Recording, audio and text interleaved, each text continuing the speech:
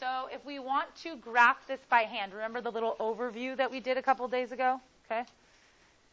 When it's in standard form, there's a formula that gives you the axis of symmetry. What was that formula? I see two people. Look back at the top of your note, guys. It was important. You probably wrote it down. Jason? Good.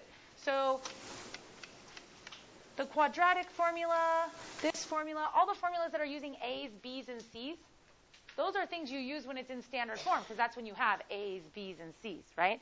So our A here is 4, our B is negative 16, and our C is 10. So I'm going to go ahead and plug into this formula negative B, which is negative 16, or the opposite of negative 16, over 2 times A, which is 4. So I get 16 over 8, which is 2. This tells me my axis of symmetry for this parabola is going to be at 2. And I can put that on my graph if I would like. And I want to, so I'm going to. Okay. And so my axis of symmetry is x equals 2. That's what I have figured out. I know that my vertex is somewhere on that axis of symmetry. How do I figure out the exact coordinates of my vertex point? Michelle? Good. So I take my equation, and now that I know it has to be lined up with the same x coordinate as the axis of symmetry, I plug in 2. And then I do the calculation that will give me the y value. Okay, so 2 squared. Make sure that you guys are squaring the number, like do the correct order of operations. So let's square. 2 squared is 4. And then that 4 times the 4 that was originally in our equation gives us 16 here. Okay? 16 times 2 is 32. So I have negative 16 plus 10. So I get negative 6. Okay? So my vertex point, I plugged in 2 because I got that from my axis of symmetry calculation, and I got negative 6 as the y coordinate. Okay? So 2, negative 6.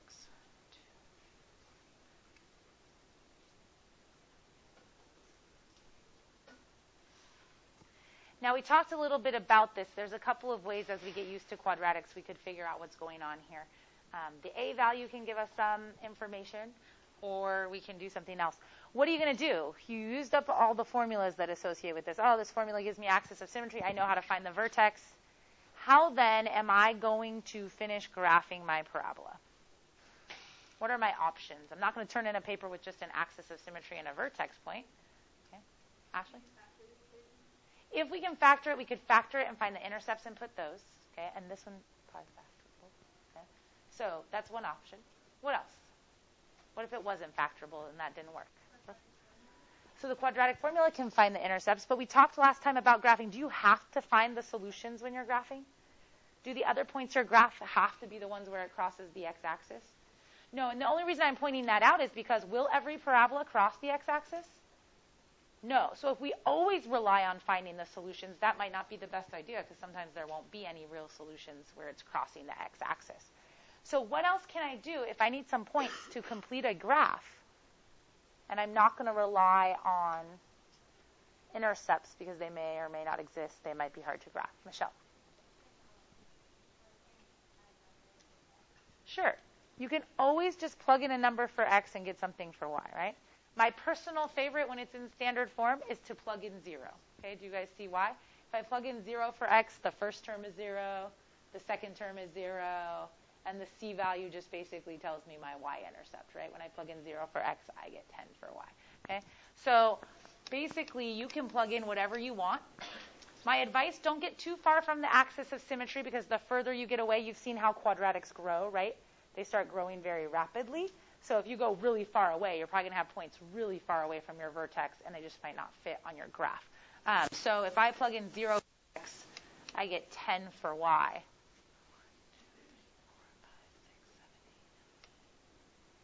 And then because it's a parabola and it does have this symmetry around our axis of symmetry, I can just basically mirror that point on the other side, and I have my quadratic. Okay. Is this okay with everybody?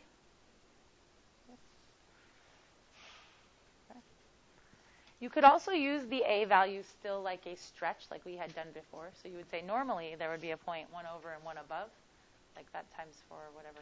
You can do that as well. You can always just plug in a point to get some side points if you have all the stuff happening in the middle and you just need to complete your graph. Is this okay with everybody if you have to graph in vertex form? So you want to remember that formula, how it's related to axis of symmetry and vertex, but you don't want to forget that you could always just plug in some points if you need some more points for your parabola. Okay? All right, so let's go back to this example. And this example we're going to graph on our calculator, not because we couldn't graph it by hand. We totally could. We just did one, right? We could totally graph it by hand. But just to get used to some other things that our calculator can do. So go ahead and type this equation into the y equals in your calculator. And I am going to do the same.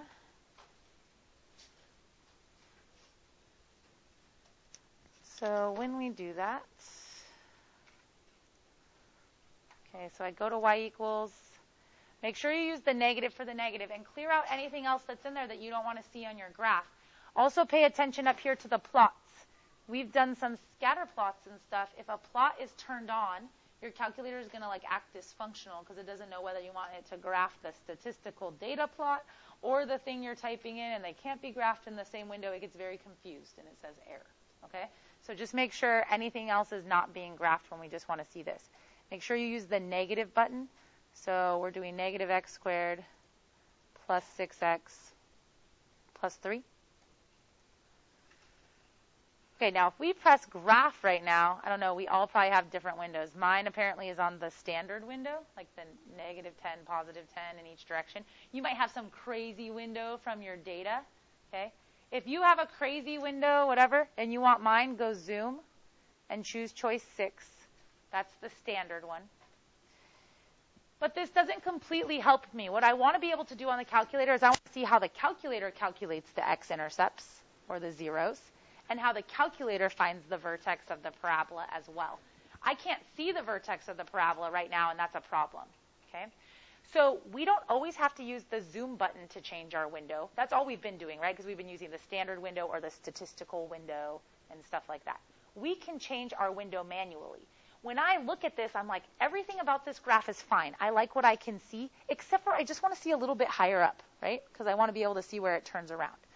If I go to the window button up here on the graphing keys, it says x minimum, x maximum, x scale.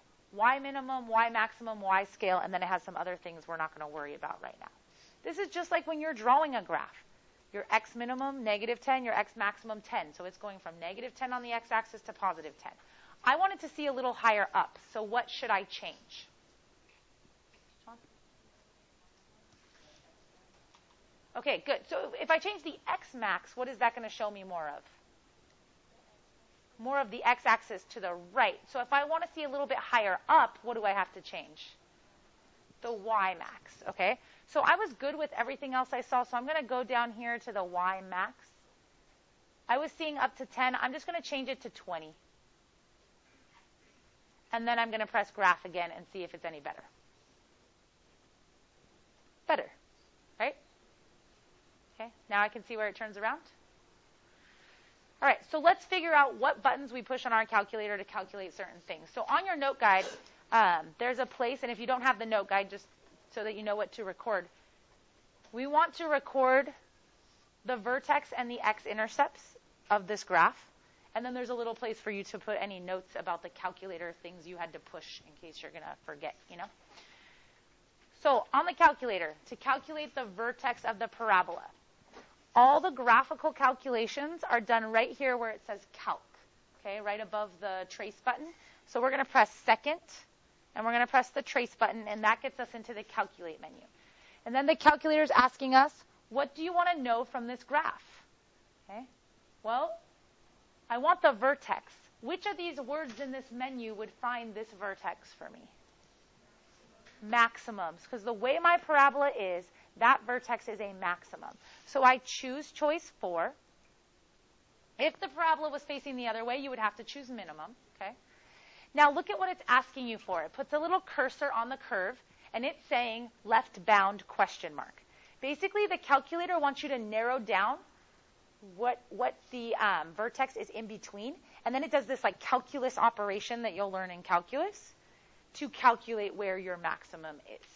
Okay, but it needs boundaries for it to do that. So when it says left bound, it wants you to literally go to something on the left side of the vertex and make a boundary for it. Okay, so think about where your vertex is. Place your cursor somewhat to the left of the vertex. I don't know, maybe I'll say right there. Okay, that's to the left of the vertex, and I'll press enter. And your calculator will make some sort of mark for itself, like, okay, the vertex is on the other side of this. Now it says right bound. So you need to do the same thing, but you need to mark a right boundary. So you need to go to the other side of your vertex and press enter. And then it says guess. I think you can press enter anywhere, but I think it's asking you to put the cursor in an area where you think the vertex is and press enter on top of it. Does a little calculation, and then it identifies for you your vertex. So here's where our vertex is. This has so many 9s that if we round it, this is going to be rounded to 3. Okay, so our vertex is going to be at 312. So go ahead and write that down as your vertex. Okay, so our vertex is at 312. The calculator can also calculate our X-intercepts. Go back into the calculate menu again. This time, what choice do you think I would choose if I'm looking for the value of an X-intercept? Not intersect. So that's close, but intersect is like if you have two things that you're graphing and you want to know where they intersect. Good, 0. Remember our vocab in that first slide? X-intercepts are also called roots, they're also called solutions, and they're also called zeros. So we're going to tell the calculator we want to calculate a 0, number 2.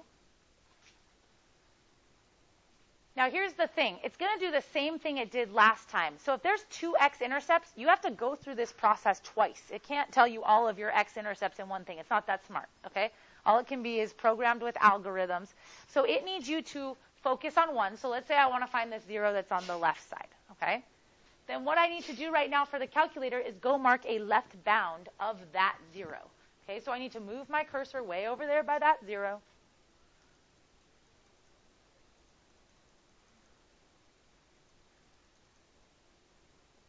And I need to move it to the point where it's on the left side. I know that's hard for you guys because you're like, no, it's not going left and right. It's going up and down.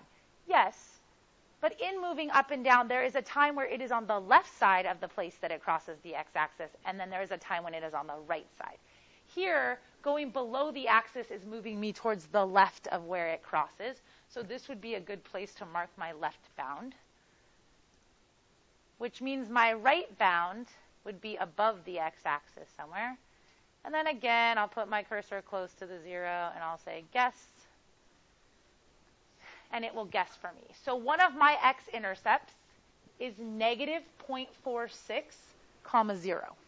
Okay, so go ahead and write that down.